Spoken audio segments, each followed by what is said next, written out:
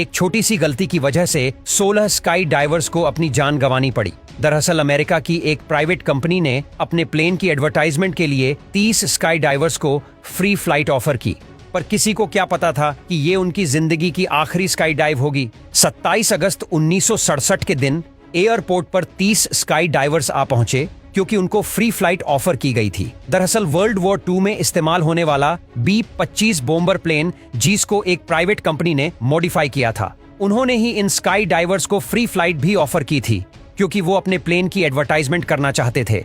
जब sky divers एक एक करके प्लेन में बैठना शुरू हुए तो B-25 बॉम्बर में जगह कम पड़ने लगी और ड्राइवर ने ओवरवेट की वजह से लास्ट मोमेंट में सिर्फ 20 ड्राइवर्स को ही सिलेक्ट किया।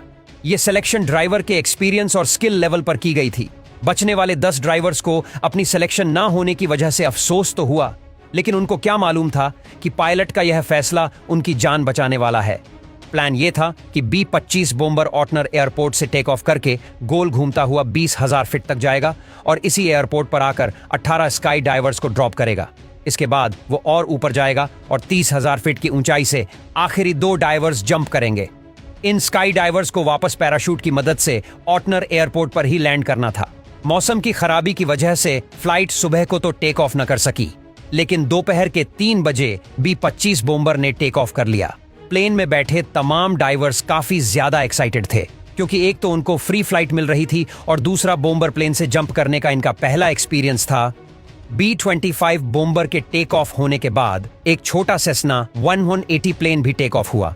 इसको 12,000 फीट की ऊंचाई पर रहकर स्काई डाइवर्स की छलांगे कैप्चर करनी थी।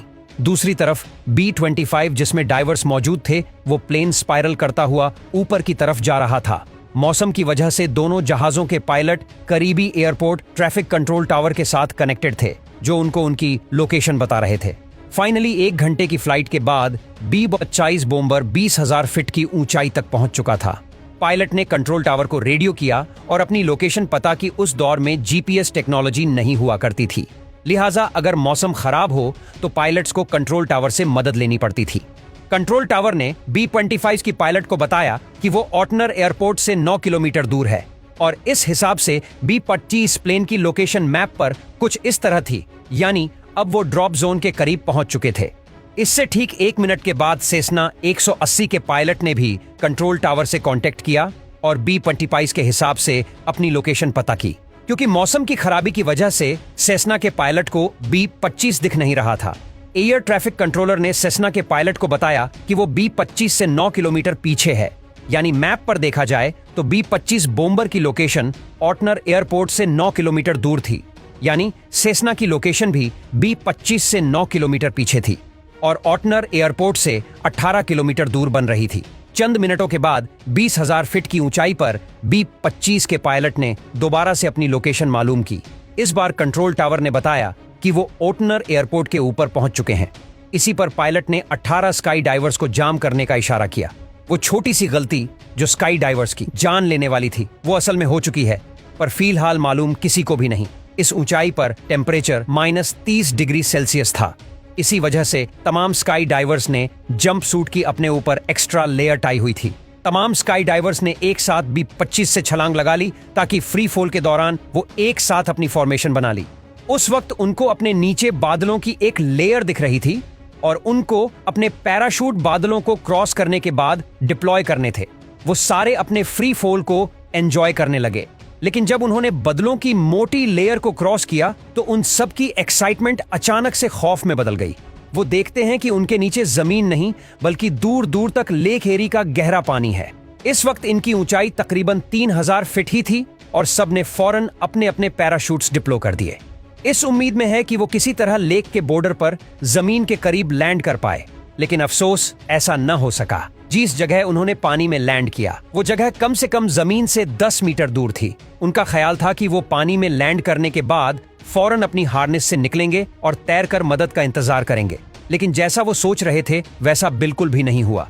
उन्होंने जो गर्म कपड़ों के लिए पहन रखी थी उनके वजन की वजह से उनका पानी के ऊपर तैरना बिल्कुल भी पॉसिबल नहीं था।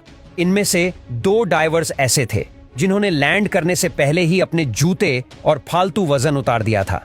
सिर्फ यही 2 डाइवर्स थे जो कुछ देर तक पानी में तैर सके और बाद में इनको रेस्क्यू कर लिया गया। बाकी 16 डाइवर्स अफसोस के साथ जिंदा नहीं बच सके और उनकी बॉडीज अगले कई दिनों तक किसी को भी नजर नहीं आई। आखिरी बॉडी को 1 हफ्ते के बाद रिकवर किया गया था। इस हादसे ने दुनिया भर में हेडलाइंस बना दी और इस हादसे की असल वजह जानने के लिए एक इन्वेस्टिगेशन टीम भी बिठाई गई।